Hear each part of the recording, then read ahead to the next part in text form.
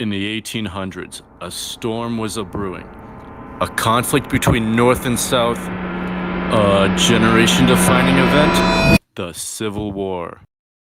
Bro, shut up, bro. You literally, Dude, like, New York doesn't even matter, dude. You literally look like you work at Applebee's, bro. Applebee's not even a real restaurant. You need to calm the down. Alright, whatever. Alright, listen here. We can't keep squabbling about slavery, alright? We all know it's something we'd rather not talk about.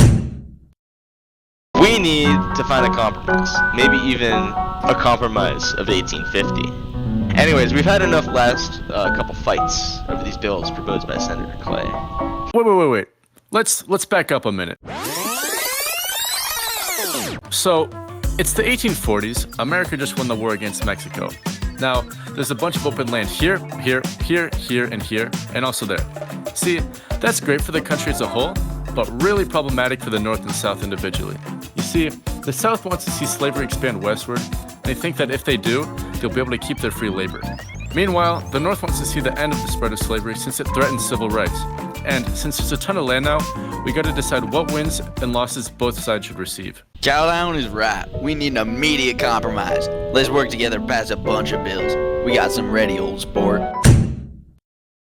And so, they passed a bunch of bills, and the first up was the California Statehood Act. Alright, we'll play your game. We'll give you California as a free state, but only for something in return. We call it the Fugitive Slave Act. Basically, we'll require assistance from civilians to help slave catchers. Anyone willfully obstructing slave catchers will be thrown into jail. Fine, but in return, we ban the slave trade in D.C. You still keep your slaves, though. Don't worry, buddy. Deal. I bet this will cause absolutely no problems in the future. Gentlemen, slavery is solved. Slavery was not solved. A major consequence of the Compromise of 1850 was the Kansas-Nebraska Act. See, one smaller portion of the compromise allowed Utah and New Mexico to decide whether or not they would be free or slave states by popular vote. Thus, a precedent was set that future states expected to follow. The 1854 Kansas-Nebraska Act created the states of, well, Kansas and Nebraska, and allowed them to decide their position on slavery via popular sovereignty. Alright, fellas, listen up. We'll throw out the Missouri Compromise. That way, the South is happy since the new states won't be guaranteed to be free states since they're above Missouri. Then, we'll just create two new states. Bada bing, bada boom. I bet Kansas will align to be a slave state, and Nebraska will align to be a free state, since their people already vote that way anyway. They were wrong. Mostly. The Nebraska stuff was right, but immediately border ruffians began to show up en masse to vote in Kansas's elections, which ultimately led to violence, because they were trying to get their vote swayed to one side or the other. Hey honey, I'm home. Did you hear about what them Kansas and Nebraskans are doing up there? No, but you better eat your vegetables, Petar. Ugh, they're almost as crazy as the Mormons in Utah and the idiots in New Mexico. They're just gonna keep on freeing the slaves like they're not ours. Oh, you're always yapping about the slaves. When will you rest? Yeah, well they're leaving it up to the people to decide whether or not Kansas and Nebraska will be free states. Not on my watch, they're allowing any more free states. Me and the boys are getting up there tomorrow, and we'll give them a piece of our mind. So, catch many slaves on the way up here? Quite a few. Our wagon had some trouble on the way up here. Oh yeah, same. Hey, Mr. Dope, I know you want a PB&J. Just treat yourself to a treat. Hey, who's that guy? My name is Captain John Brown, and I am here in the name of the great Redeemer, the King of Kings, the man of the Holy Trinity, and I hereby order you to get in his holy name, get, for he is on the side of justice, and you are on the side of chains. See the light of the Lord, heathens! Bro's doped up. Oh, he's got a gun! A similar divisive development was the Dred Scott decision. Dred Scott was a slave who went with his master to Wisconsin, a free state, for an extended time. This would make him free due to the nature of a free state, but his master refused to recognize his freedom, so Scott sued for it instead.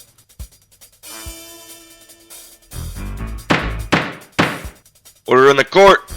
Today we gather to address the case of Dred Scott versus John Sanford. Let justice prevail. Honor, esteemed members of the court, we stand here today to break the chains of injustice that bind Dred Scott. He has lived in a free state, and he and his wife, Harriet, have endured much suffering. It's time to recognize his humanity.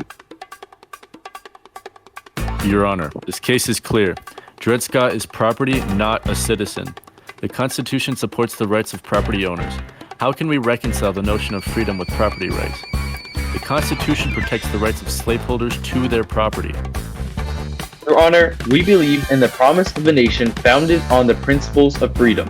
Dred Scott deserves his day in the light, not the shadows of chains. We believe that all men are created equal, stated in the Declaration of Independence. Your Honor, the Constitution protects the rights of citizens, not property. Dred Scott, as property, cannot claim citizenship.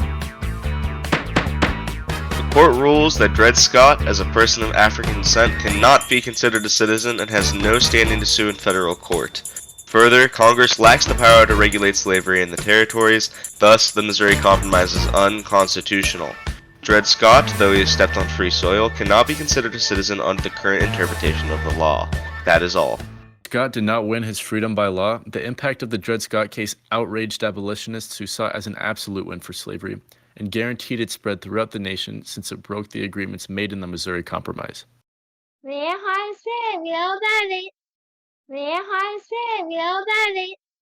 that John Brown, famous foe of slavery, led a band of 18 men. Remember why we're doing this, boys. Tonight, we make history. Tonight, we'll start an uprising and put an end to slavery. Tonight, we do God's work. So, if any one of you isn't willing to do so, step out now. Alright, you ready, boys?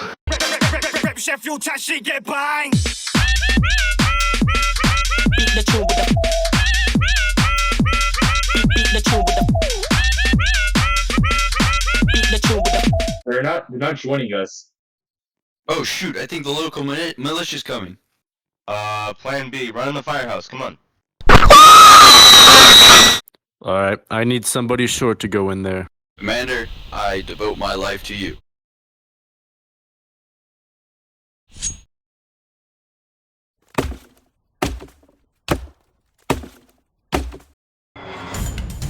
Hey, shut up, you hostages. Hey, you, right here. Go guard over there by that door. Yes, sir.